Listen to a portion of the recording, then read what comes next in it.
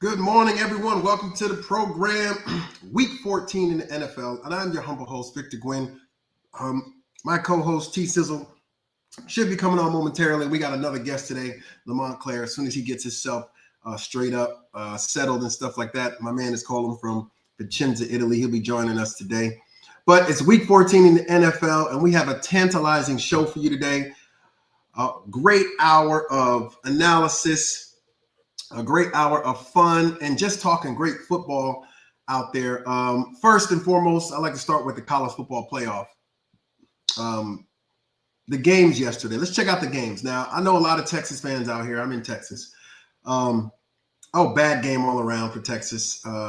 Discipline-wise, 11 penalties that total over 100 yards, I believe. Quinn Ewers, this is a guy that's supposed to be one of those number one, first round draft picks. I mean, his stock is plummeting ever since he played Georgia the first time and now the second time since Georgia handled them again. Yet again, Georgia is handling these teams very easily. And it was and the fact that they didn't have their starting quarterback in Carson Beck makes it even more troublesome because they were demolishing. And when I say demolish, I mean they were literally killing, not in the literal sense, but not in that sense, but they were beating up a SEC Georgia team with all their starters in the first half. I believe they had over 200 something yards to Georgia's 58 at that time before the half. And all of a sudden they just fell downhill. In my opinion, has a lot to do with Sarkisian and his inability to make in-game adjustments. And Quinn Ewers, I'm not putting this out there as bad, saying something bad. I don't know if he owes a bookie money and he's throwing these games because it seems that he always has the most inopportune interception as the team is on their way to probably put away a game or win a game, especially going up against Georgia. So look into that in the future. I don't know if this kid's a gambler or something, but I don't know. It's just a little funny to me to have these interceptions at the most inopportune time when you're supposed to be a first-round quarterback. However, Texas is now, I believe, 8th in the college football playoff, and they actually still have a chance to win a national championship. So kudos to them, but I don't think they're going to go far in this college football playoff, even if they meet up with a Ohio State team or Georgia again. It just didn't look good to me yesterday.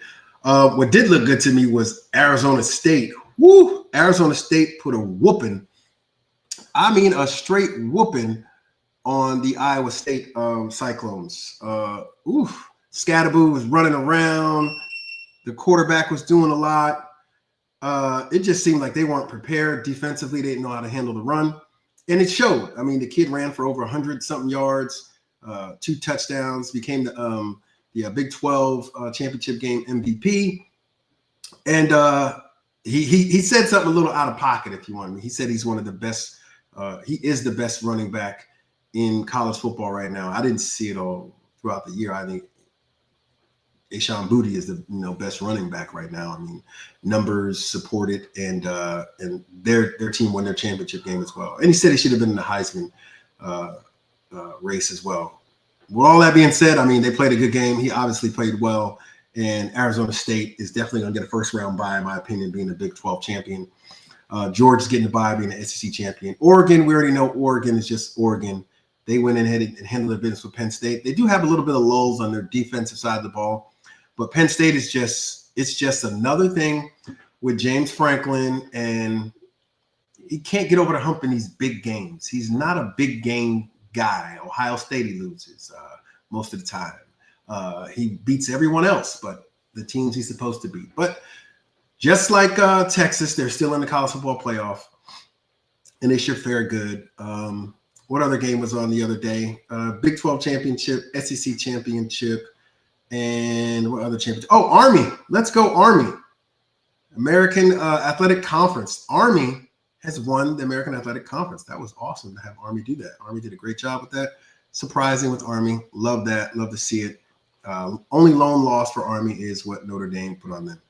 But that's the college football playoff. That was for another show, and we'll discuss that a little bit later. But today is nothing but NFL football for the masses. We're going to stream this hour, and we're going to dive into everything from the matchups to the quarterbacks to the defenses to who I think is basically the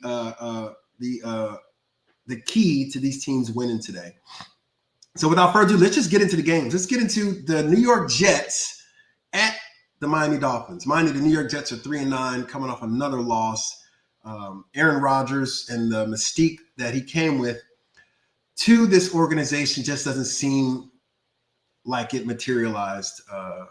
Everybody knows he's coming off the injury. I know he tore the Achilles in the 4 plays in the year prior, but that's neither here nor there. You're there right now, and just like Bill Parcells said, your record is who you are. Your record tells you who you are. And you're 3-9 team, bad team on offense and defense in some schemes. You would think defensively this team would be outstanding. They got a lot of Pro Bowlers on there. But it's just something that's missing with this team. They even got Devontae Adams. The ownership acquiesced to Aaron Rodgers again, getting all his friends together, getting the merry band of geriatrics together, and they don't seem like they're doing anything. Now, if you flip the record around, 9-3, hey, everybody's on board for Aaron Rodgers coming back next year, but I just don't think it's going to happen. Going on to the 5-7 Miami Dolphins, Miami. If you could play better, if you could actually play better in cold weather, you would be a dangerous team. But your record says who you are. You're a 5-7 team who can't play in 40-degree and below weather. And AFC East goes through the Buffalo Bills and Orchard Park. So it's going to be tough sledding for you guys. But today, I don't see that today. I see that the New York Jets, they're going to put up a valiant effort, and it's going to be for naught. I just believe that the Miami Dolphins are just a better team. Miami's 21st in defense, in offense, 6th in defense. The Jets are 3rd. Miami's 19th in passing. Jets are 24th. And in rushing, Miami's 22nd. The Jets are 29th. So they lead the Jets in all categories except total defense, but they're only, the Jets are 3rd and the Miami Dolphins are 6th. But here's where I go to the special players, younger guys, Waddle, Jonnu Smith. It's just something that, and Tyreek Hill's on the team. The Jets don't have that cohesion. And it starts at the quarterback position. Don't get me wrong when I tell you this. And if you want to debate me on it, you got the number 512-539-0648. You can call in and debate me on this. But Tua has a better hold of his team, and they've gelled more. And that's because of the work they put in the offseason. And I bring up the offseason because Aaron Rodgers, his offseason with his team, he didn't get to know his team, in my opinion, well enough in the offseason. And you could see that they just started learning each other in like week 6 or 7, and it still hasn't materialized to back-to-back wins with the Jets. So the last time the Jets played, the last meeting was December 17, 2023, and the Jets lost 30-0. Okay, Aaron Rodgers wasn't there, but still 30-0, and that defense is just can't be the defense in my opinion. But I have Tua and Tyreek Hill, but also Raheem Mostert in this game, running, and Devon A-Chain. But my catalyst in this game, I think Jonnu Smith is going to be the guy in this game that's going to give the Jets trouble, and that's because of the linebacking core. Now, with that being said, don't get me wrong, the Jets are going to run the ball, and they're going to be good. But timely plays, I think interception is thrown by Aaron Rodgers, and I don't think it's his fault. I think it's a tip interception.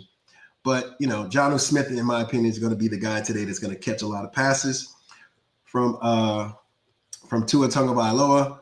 And, I wish Odell Beckham Jr. the best. He's active, but I don't see him being a big influence in this game. He may come in sparingly, but Raheem Mostert, Devon A-Chain, Tua Tagovailoa, and Jonnu Smith, today on offense is what gets this team over the hump and gets the win over the Jets at home.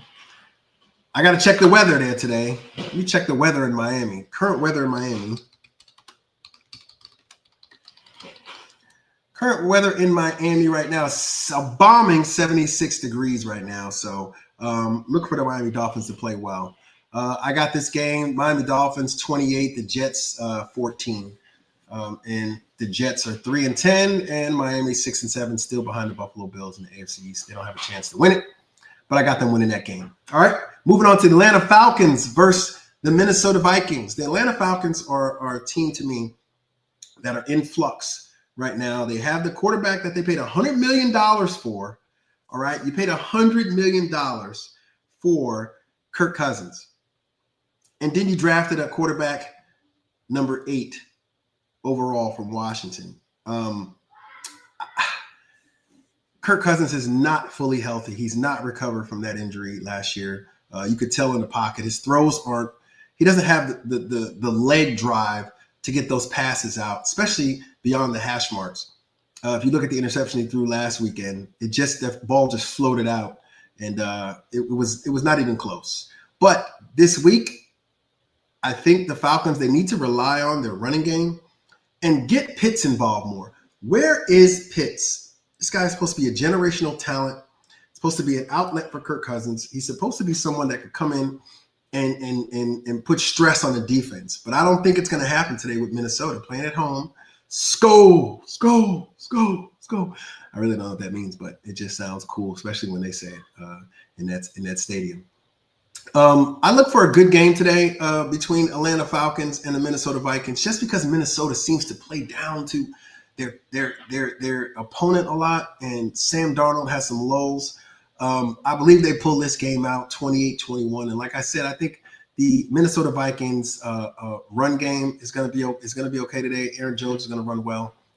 He has to, lay off on the fumbles, but Aaron Jones runs well today. And Jettis goes off today. I think Jettis gets over 100 yards receiving today on about 9 receptions. And also Addison. Addison is somebody that has to step his game up too. He's been in there, especially since they're doubling Jettis all the time. Justin Jefferson.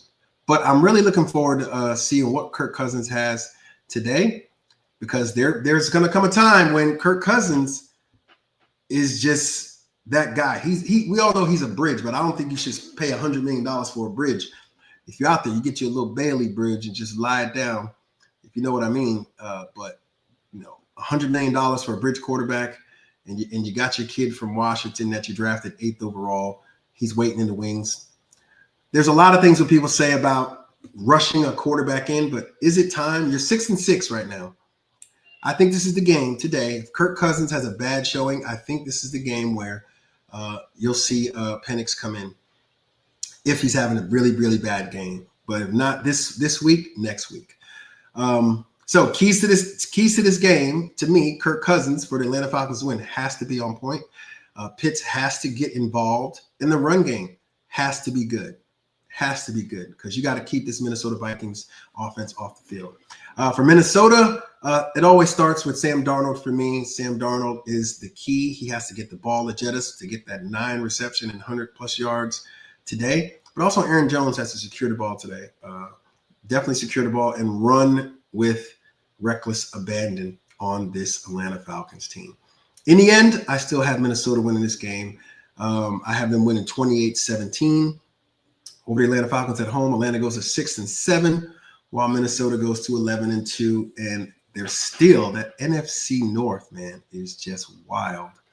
I want to look at these teams in the standings here, and I want you to see, it's crazy.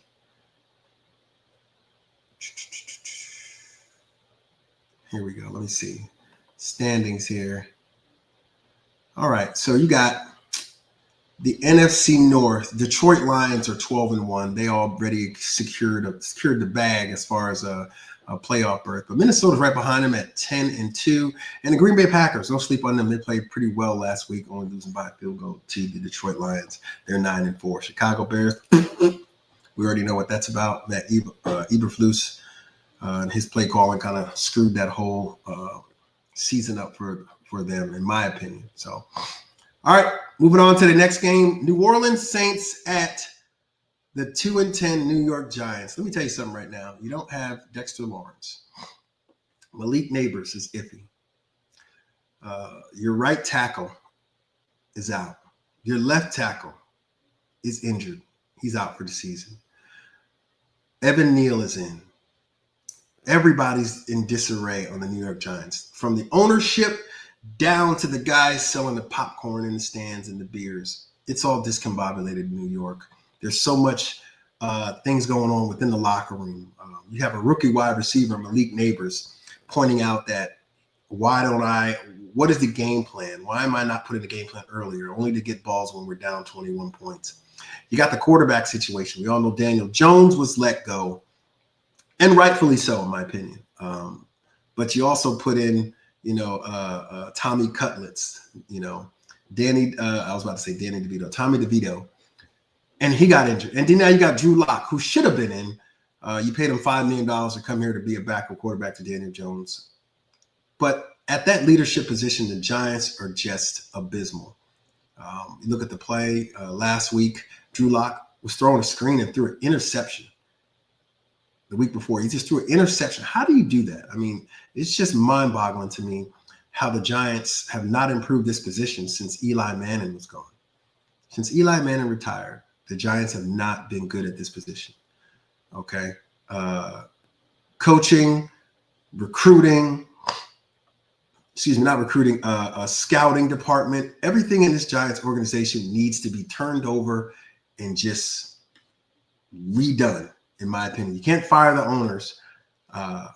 But John Mara famously said that he would not get any sleep if Saquon Barkley went down to Philly and did well. And I guess he's up. He's been up since that day, because Joe Shane, playing around with this team during the draft, failed miserably and didn't get a quarterback. First of all, he failed miserably, in my opinion, by giving Daniel Jones $140 million and $80-something million guaranteed.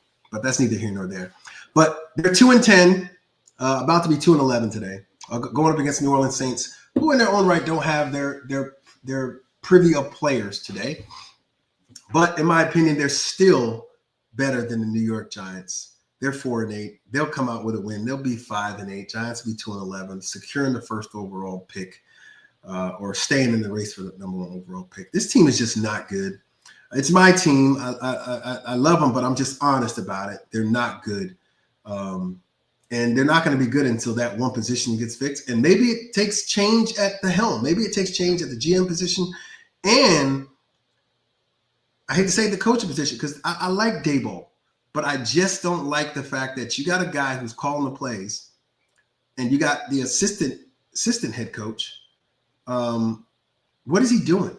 What if Daboll's calling the plays? What is the offensive coordinator doing? Supposedly the offensive coordinator. It just doesn't make sense to me what this team is all about. So you got a lot of the Giants just signed Greg Dulcich, from the Denver Broncos, kid out of UCLA. But you think the tight end position would be secured, being that they have Theo Johnson, Daniel Bellinger. I mean, this team is just so odd. I'm not even going to bring up Eric Gray's fumbling abilities when he's bringing back kickoff returns and punt returns. That needs to change as well. But I got the Saints winning this game. It could be a bludgeon. It could be 35-10. It could be 45-6. I'm going to go 35-17. And only I say 17 points because it's going to come at the last minute. It's going to be one of those plays where the Saints are just basically playing a defense, prevent defense just to run out the clock. So 2-11, and the Saints go to 5-8. Moving on to Carolina Panthers and the Philadelphia Eagles. Before that, though, 512-539-0648. Join the program, be a part of the program. We like to hear what you say. You can leave some comments as well. Carolina Panthers are 3-9 at the Philadelphia Eagles, who are 10-2. Saquon Barkley coming off another stellar game. Here's your nightmare here, John Mara. Your nightmare continues to run towards being the second non-quarterback and second running back for a while, since 2012, Adrian Peterson, to most likely win the NFL MVP. Saquon Barkley, a guy we had on the roster, a guy who wanted to be a New York Giant, but we just decided that we didn't want to have him. Anyway, I digress. Carolina's 3-9. Carolina's been playing a little bit better ever since they fired their offensive coordinator. And basically, got somebody in there that understands that Bryce Young is a young, very impressionable guy, and that he can actually run an offense if you cater it to him. Why try to shove a square peg in a round hole when you could just, hey, let's make a round hole that fits this round hole. So they've been playing a little better, got a couple more wins, but this is more like an easy pass for the Philadelphia Eagles. They should win this game. They're at home, but don't sleep on them. Don't sleep on Carolina. We know Philly is notorious for starting out slow in games. We noticed this. So if you're looking for Philadelphia in the beginning of the first half to look good, don't. There's something about Philadelphia and the fact that they love second half play. Imagine if this team said, you know what, let's put our second half in the first half. I mean, teams would be blown out. But this is an easy game for them. Carolina's coming in. Carolina's going to be competitive up until a certain point, and then the Eagles defense, whom I think is one of the best defenses in the NFL right now. I mean, in the early in the season, they didn't look that way. But right now, defensively, they are number one in the NFL, while the Panthers are 30th. And also, they're fifth in offense. The Panthers are 31st. They're 28 in passing because they're a run team. Philly's a run team. And 29th in passing on the Panthers. And rushing, guess what? They're second in rushing. And the Carolina Panthers are 24th in rushing. It's pretty much easy to say I got this game 31-3 or 28-7. Philly over the Carolina Panthers. Moving on to Cleveland and the Pittsburgh Steelers. This is one thing I don't like about NFL and the fact that the injury report, because right now George Pickens isn't going to play today against the Cleveland Browns, but Jameis Winston is playing against the Cleveland Browns today too. And I didn't mess that up. I said that. Jameis Winston is playing against the Cleveland Browns today. He will throw at least 2 interceptions today at inopportune times, but he will throw for probably 700 yards today as well, but lose this game. And Russell Wilson will luck his way into this game. I think it's going to be one of those games where Pittsburgh's defense is just what it's going to be. They're going to get to Jameis Winston, cause him to do a lot of unnecessary things, and they're going to win this game. It's not going to be a high-scoring game, in my opinion. I mean, high-scoring, I'm talking about over 30 points apiece. It's going to be like a 21-17 game today, and Pittsburgh's going to have a touchdown on defense, in my opinion, a touchdown on defense. Maybe it's a pick six or it's a fumble recovery and a touchdown, but they do score on a turnover by the Cleveland Browns. So keys to this game, Cleveland. Start with Cleveland first. Jameis Winston, you have to not turn the ball over. Don't turn the ball over. Throw the ball away. We know you're a great quarterback. Excuse me, let me rewind that. We know you're a good quarterback, and you want God to take these pick sixes away from you, but you have to be the one to start that. You have to be the one to say, hey, I'm not going to throw pick sixes. I'm going to be smart today. We're going up against a very good defense in the Pittsburgh Steelers, and you got to be smart today. You can't give possessions away, okay? Last time these teams met, November 21st, Cleveland beat them 24-19. Right now, the offense for the Steelers is ranked 16th. Browns 24th. Defense, Steelers are ranked 5th. Browns are 20th. Steelers 21st in passing. Browns are 15th. Steelers are 9th in rushing. Browns 30th. So Jameis Winston cannot throw. Jameis Winston cannot throw interceptions or pick sixes or whatever. Can't turn the ball over. 2, this defense is going to have to get to Russell Wilson and get him off his spot. Russell Wilson's going to be looking at Pat Freiermuth today, being that George Pickens is not in, and they're going to run the ball heavy today. So look for that. But Cleveland, no turnovers. Jameis Winston, no turnovers. They're going to have to get to Russell Wilson. And Nick Chubb is going to have to get you at least 60 to 70 yards today. And I mean 60, 70 yards, some good yards to put you in there. All right, the Pittsburgh Steelers, for their keys to victory in their matchups, I'm looking at Russell Wilson. I want to see Russell Wilson find somebody else in a game where George Pickens isn't featured, because George Pickens has come along and proved me wrong as a talented wide receiver. I want to see how Russell Wilson does without his number one target today. Like I said, I think Pat Freiermuth is going to be in there a lot, and they're going to run the ball a significant amount today and play defense. So Pittsburgh, Russell Wilson, who you going to find today? Defensively, how you going to get after Jameis Winston? And who's going to step up, in my opinion, to fill the void that George Pickens has left since he's out today? But like I said, I got the Steelers winning this game. It's going to be a cruncher. All right. These teams know each other, but I got Steelers winning this game. Las Vegas Raiders, 2-10 at the 6-6 Tampa Bay Buccaneers. Now, we all know Baker Mayfield is big time. Baker Mayfield's a big time guy. Aiden O'Connell, I mean, last week's game, or the week before last, I believe, KC, they came close to a real upset against the Kansas City Chiefs. And they always play the Chiefs tough. Aiden O'Connell, I was trying to figure out what was the deal. And he was dealing in that game. That kid looked like he was a quarterback who grew up, but also it's a great game plan they had.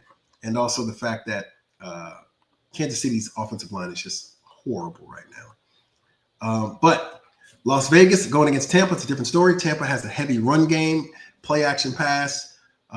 Even though they don't have one of their wide receivers that's out for the rest of the season, they got a running game. They got two running backs on that roster who are you got Bucky Irvin and you have White. I mean, those guys run, but I think Bucky Irvin's, he's in today despite having some back issues, but he's in the game today. And the kid, to me, runs tough. Ran all over my New York Giants. Just ran them into the ground. So, all right, they got Chase Edmonds, Bucky Irvin, Sean Tucker's another guy, and Rashad White. They also got DJ Williams on the roster as well. Chase Edmonds is a reserve, though. But this is another game that's going to be a tough game, in my opinion. The Raiders are tough. They play great defense. Offensively, I have to see the Raiders do what they did in Kansas City to even be close in this game, because we know Baker's going to be dealing, but Tampa does have a problem of playing down the competition sometimes. But I don't see that here today. All right, keys to victory for me and key matchups I'm looking for. Start with the Las Vegas Raiders. Aiden O'Connell, no turnovers. Be smooth today. You gotta feature your tight end. I mean, the kid is big time. I mean, the guy is big time. He could be offensive rookie of the year if it wasn't for Jaden Daniels and Bo Nix. But I mean, this kid is really good, and I believe in him. Get his name up in here again. I know he's a Georgia Bulldog.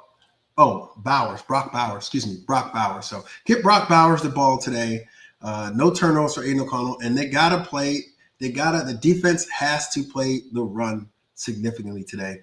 And that starts with your linebacking core, but also you got to have Crosby get to the quarterback and disrupt Baker, get him off his spot.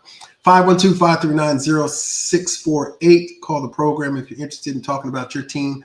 I want to hear what you got to say. Tampa Bay Bucks, run the ball, play action. You got Mike Evans, get him the ball.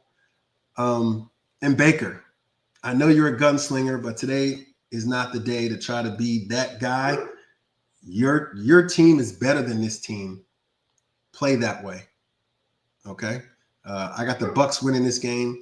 I think it's maybe a 21 21-14 victory at home versus a gritty, tough Las Vegas team. And I don't see any issues with it. Tampa Bay wins. Moving on to Jacksonville and Tennessee. Sorry. My buddy wants to come in here and disrupt the show. Sit down. All right, so Jacksonville, Tennessee. Jacksonville's 2-10. We all know what happened last week. And this brings up a good point. If you want to talk about this, I definitely like to talk about this topic. Quarterbacks and getting down and the sliding. Do you think quarterbacks utilize this to their advantage? It all started with Kenny Pickett in college doing the fake slide and then running. And Patrick Mahomes has mastered this fake slide, going out of bounds, running on the sidelines, and just dipping out before he gets hit and drawing penalties. Do you think quarterbacks have the NFL prioritizing the quarterback? I get it. Everybody wants to see the quarterback. We all know if the quarterback's gone, the product is not good enough for the NFL. And I agree with that to an extent. But it's always next man up with every other player except the quarterback. And we all know why. But the question I pose to you guys out there, do you think the quarterback position and the rules that they are afforded has started to ruin the game? And is the defense playing defense handcuffed with one hand tied behind their back? I mean, it just seems like a defense, you can't do anything right on defense. You hit a quarterback low, you hit a quarterback, center, it's a helmet to helmet, it's a penalty. I mean, come on, guys. I watched quarterbacks growing up just demolished on the field by Lawrence Taylor, and these guys keep getting up. Even Tom Brady, the GOAT, came out and said that quarterbacks, the offense is getting too much protection, and it's hampering the defenses, and it's just not fair, in my opinion. But Jacksonville, we all know what happened to Trevor Lawrence, Shaheem Jair, with that forearm shiver. Jacksonville has Mac Jones starting today. Tennessee, I think Will Levis is going to play today. I got to look and see, but either way, Tennessee should win this game. Their defense is ranked number 2 in the National Football League.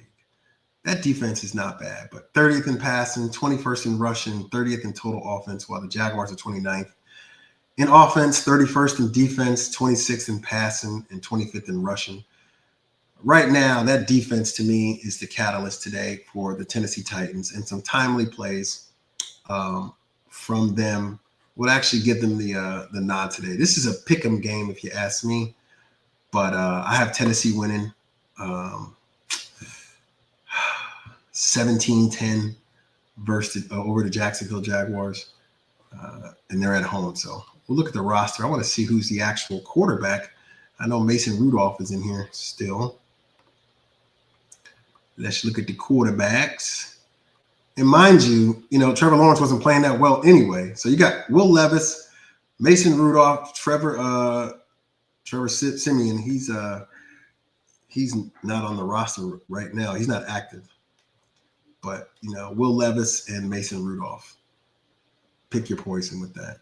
But if you get the Will Levis that was dealing a couple of weeks ago, you might that. But like I said, 17-10 Tennessee over the Jacksonville Jaguars. Seattle at Arizona Cardinals. 7-5 Seattle at the 6-6 Arizona Cardinals. Oh gosh. The Cardinals are just so whatever. I don't understand them sometimes. They'll play good, then they won't be good. The last time they met, November 24th of this year, the Seattle Seahawks beat them 16-6. Now, this was at Seattle. Now they're at the Cardinals. Geno Smith is Geno Smith. He's going to do what he has to do. He's the perfect managing quarterback. He manages a game well. It's got to be a lot of running going on and defensive. But Tyler Lockett to me is so good, and he is so underrated. I love me some Tyler Lockett. Everybody looks at DJ Metcalf and they know the big guy's strong, but Jackson Smith and Jigba and Tyler Lockett out there, they provide a wealth of knowledge at the position. And youth and Jackson Smith and Jigba, Tyler Lockett with the knowledge and the brawn and the sheer power with DK Metcalf. And it's going to be tough for the Arizona Cardinals today. The Cardinals, Kyler Murray is just an enigma still to me. I watch him play and I'm like, yay, go Kyler. He could do some stuff. And then I'm like, Kyler, what's going on? It just seems like a lot of scrambling and broken plays and not plays on time. I just don't see this team, going deep in the playoffs if they do make the playoffs. But today, despite that, I have Arizona winning this game. I have Arizona winning this game at home, 21-17 over the Seattle Seahawks. And I'm going to give you my key matchups in here. Definitely Marvin Harrison Jr. has to get on the ball, but I got Connor running the rock today. Heavy run with Connor. And that's a guy I don't know why the Steelers let go. Imagine if they had him besides Harris. But Kyler Murray is the key guy. Kyler Murray, one, has to be on time.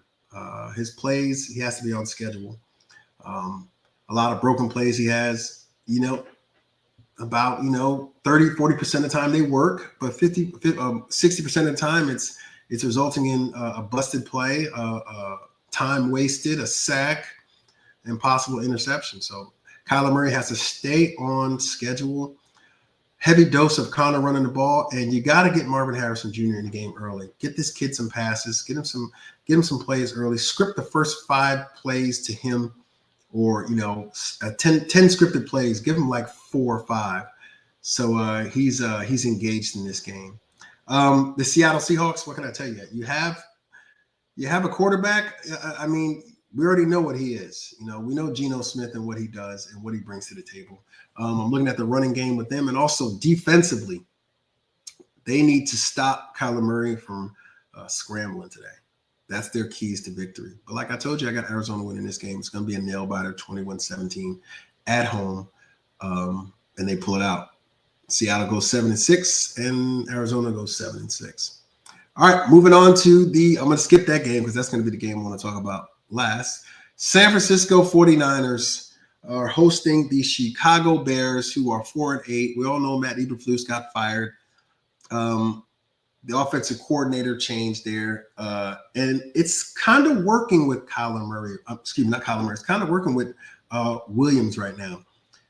Caleb Williams is actually playing better. It's not amounting to wins, but he is playing better. Unlike the San Francisco 49ers, who are just not themselves. I mean, do you think that they're a dominant team right now when you look at the San Francisco 49ers? I mean, even though Debo's there, Jennings, Brock Purdy, Kittle, I mean, all the Juszczyk, they just seem like they're a little discombobulated. And even on defense, they're not as dominant as they used to be. Teams will be able to, get plays on them and run the ball on them. Chicago's going to run the ball heavy today, in my opinion. Some timely passes, but Cole Kmet is the tight end you got to look out for today. And the run game, I think they're going to run Swift a lot today. Look for some play action, screen plays to get all that pass rush. You got Bosa on the outside for San Francisco. He is somebody that's going to wreak havoc on Caleb Williams. And Caleb Williams is a scrambler. He'll hold on to that ball, and that defense loves that. So keys to victory for both teams today. I got Chicago, Caleb Williams. Stay on schedule, get rid of the ball, run the football, and be able to get to Brock Purdy today. Get Brock Purdy off his perch. That is a guy to me that he can pick you apart if you just leave him in the pocket. And he has a little bit of wheels too today. So get Brock Purdy off his perch there. San Francisco, keys to victory today. Establish something. Get your identity back. Used to be a heavy run team. You're not going to have both of your running backs in. They both are injured reserve. So who is going to step up from that position to actually get output? There's got to be output from that position. And I'm going to look at their roster. I want to see who's exactly the running back going to be. You have Running backs, let's look at them right here.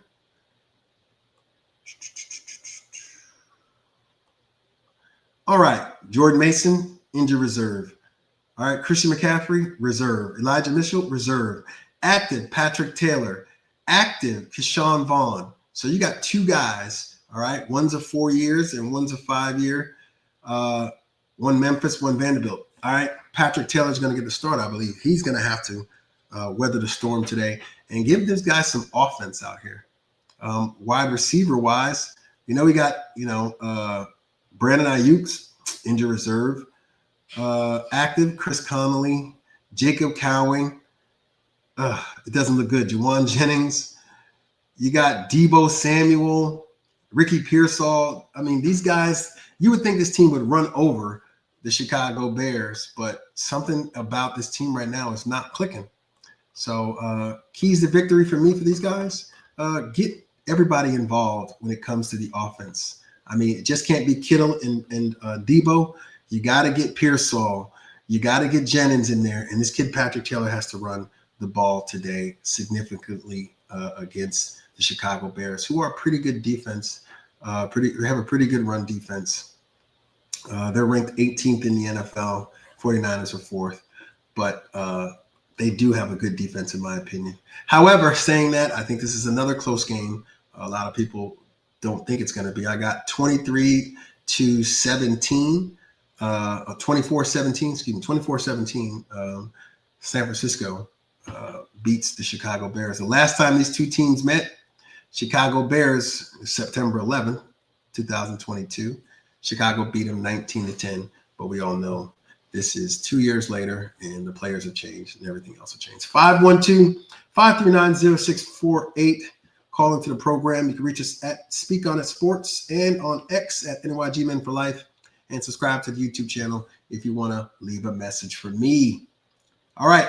The Los Angeles Chargers at the Kansas City Chiefs. Kansas City Chiefs inactives today. I believe McCole Hardman, is out. He tweaked his knee in practice, which is all. I mean, what else can they do to Patrick Mahomes to basically make him have to do more?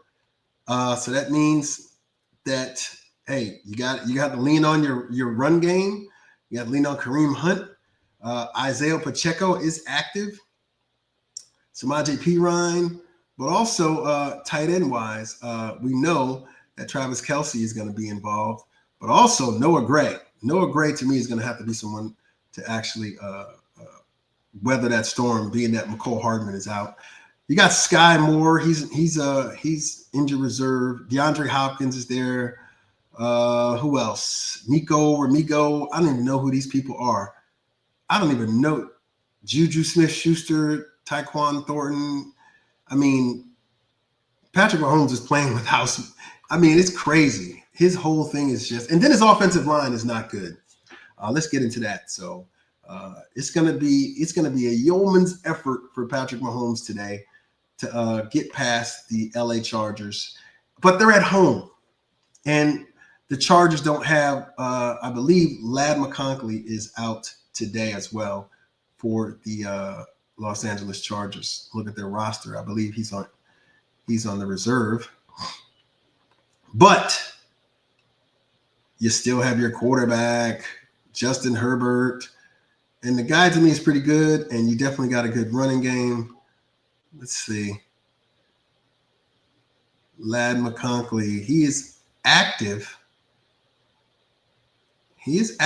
Okay, so Ladd McConkey, he's active. He might play. I didn't look at the actual injury report for them, but he is active. But to me, it goes back to this team, the Chargers, playing defense and able to hold Patrick Mahomes. Patrick Mahomes is the kind of guy that he thrives off busted plays. He's the only guy I know that gets the ball and he goes back 14 yards just to come up 20 yards, just so he gets the defense coming around him. He comes up, which brings me to one of my key points in this game for the LA Chargers. You have to corral Patrick Mahomes in the pocket. Play good coverage. You're going to have to do coverage anyway. Play good coverage. corral Patrick Mahomes in the pocket, but do not let him step up into the pocket and run. If you look at it today, that's what you'll see. You'll see Patrick Mahomes drop 14 yards back, run up 20 or run up 12 and throw the ball away as the defense goes around him. And the linebackers got to respect the tight end, and it's a big opener right there. I think they need to have a robber watching Patrick Mahomes today. So LA Chargers, keys to victory, run the ball, corral Patrick Mahomes, and timely plays need to be made in the red zone by Justin Herbert. And don't forget, Justin Herbert can use his legs. Kansas City Chiefs, defensively, you guys used to be the scariest group of people. I don't see it anymore. That defense has got to get to Justin Herbert today in order for him to win. Patrick Mahomes is going to have some people step up on offense. You're going to get a heavy dose of Kareem Hunt. And if Isaiah Pacheco's in today, you're going to get that as well. It's not going to be a lot of explosive plays, but defensively, KC has to be able to get to Justin Herbert and get him off his spot. Make him throw the ball away and win today. With that being said, I want to choose the LA Chargers to win this game, but I just cannot go against Patrick Mahomes and Andy Reid at home. I mean, and Spags is just a defensive genius. He'll figure out something to get these guys slowed down. But offensively, it's not going to look good today for the Kansas City Chiefs. They'll pull out the win today. Maybe I'm looking at maybe 21 to 17 against the at home against the Chargers, and it's going to be an awful offensive performance today. You're not going to think it's the Kansas City Chiefs, but they're going to win this game. I think they're going to get a defensive touchdown. All right, moving on to the Cincinnati Bengals on Monday night against the Dallas Cowboys. I know I have one more game left, but I want to discuss Cincinnati and Dallas. We all know Cincinnati's 4-8. The team is so good offensively. I mean, Joe Burrow's got records right now. He's on record-setting pace, and so is Jamar Chase. But the defense cannot hold other teams down, so they have to outscore their opponent each week. Now, look at the Dallas Cowboys. Dallas Cowboys defense is still good, but their offense can't score points. So this is going to be a game where it's going to be a high-scoring game. To me, it's going to be a high-scoring game. And in a high-scoring game, I'm going to choose the better quarterback. I'm going to choose Cincinnati. This is going to be like a 38-28 game. And I see Cincinnati winning this game. They're not going to stop nobody, but I think it's just going to be Cooper Rush not be able to handle going toe-to-toe with Joe Burrow. Keys to victory for both teams. Dallas 1. Cooper Rush, no turnovers. Stay on point. You're going up against a defense that is ranked.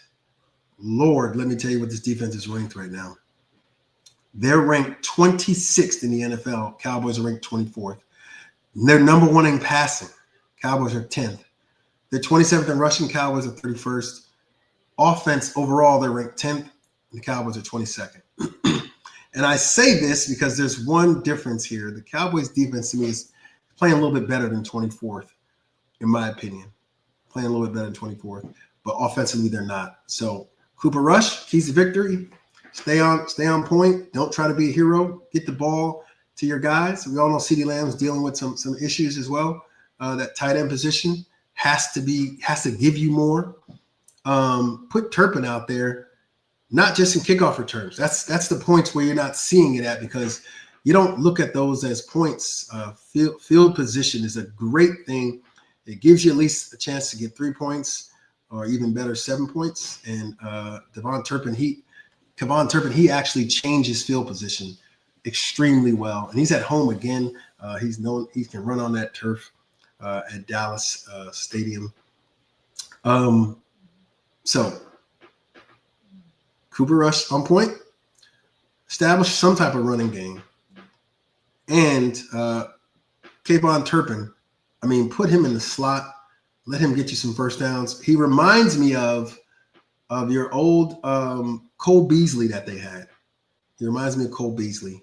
A little faster, a little younger, not that good at hands, but can provide you with other things in the kickoff return. Cincinnati,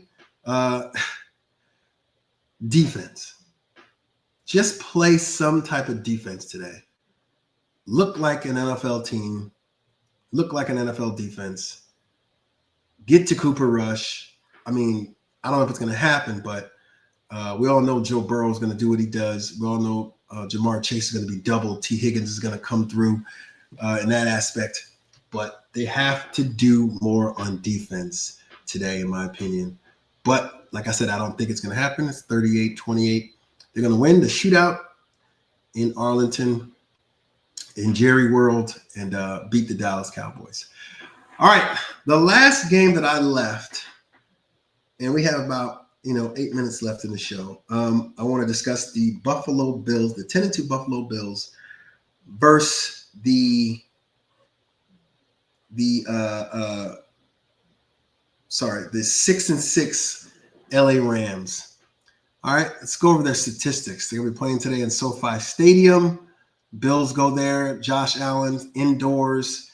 This guy is built like a Chevy truck. Like, he is good for indoor, outdoor, cold weather, rain, hot, snow. I mean, torrential downpour. I mean, this guy is a quarterback that is built for tough. I mean, no Fords aren't built tough, but anyway. Bills are 11th on offense, while the Rams are 20th. Even with Matt Stafford there, they're 8th on defense. The Rams are 23rd.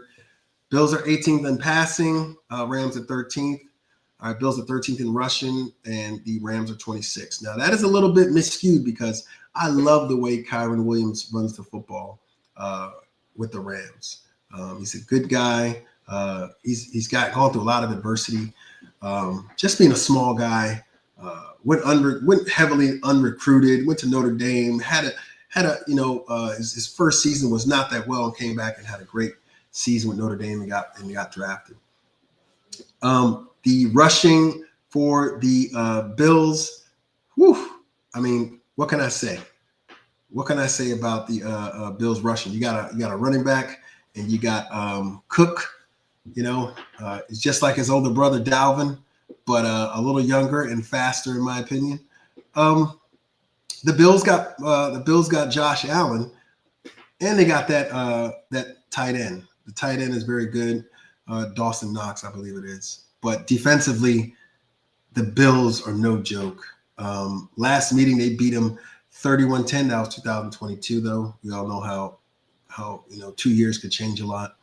But seems to me that he's getting the ball around to more people despite not having more talent. It's a little weird. I mean, Keon Coleman, the kid out of Florida State, is good.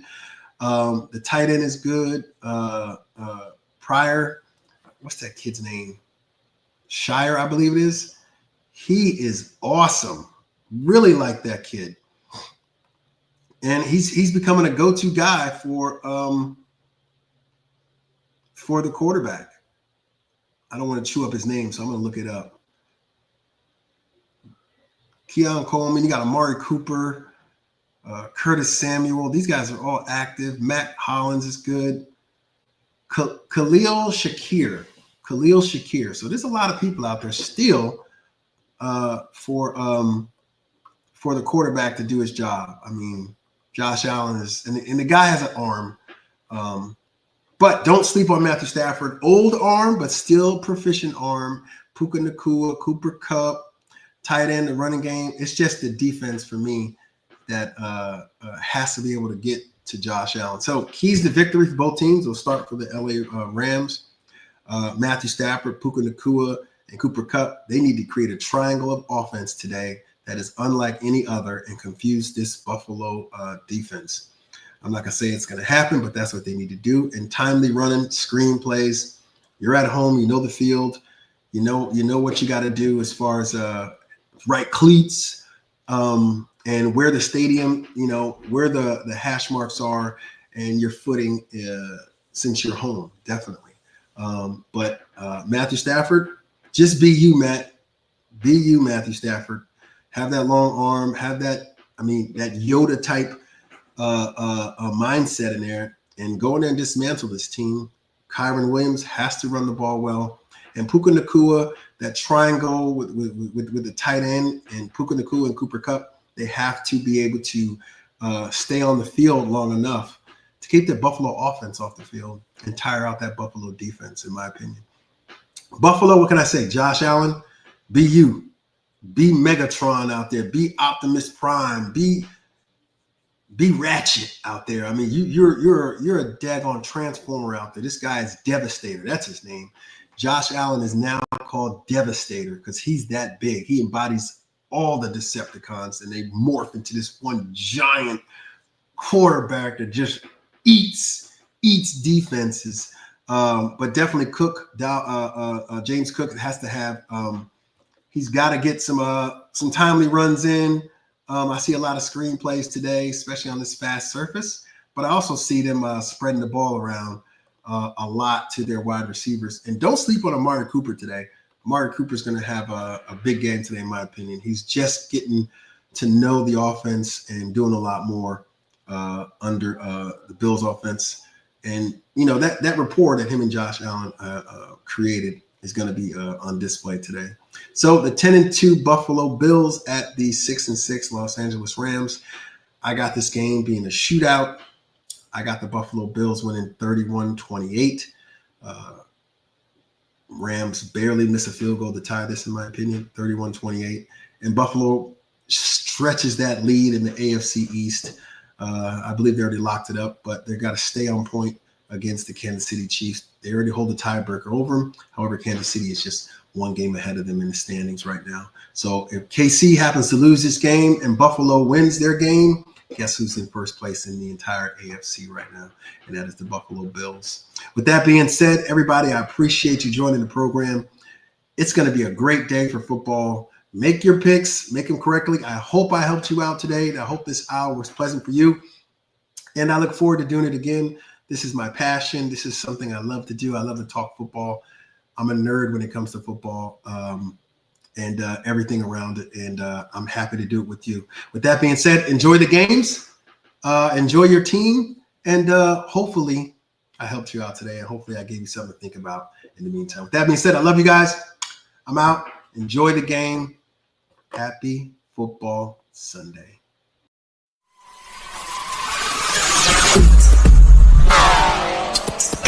Oh.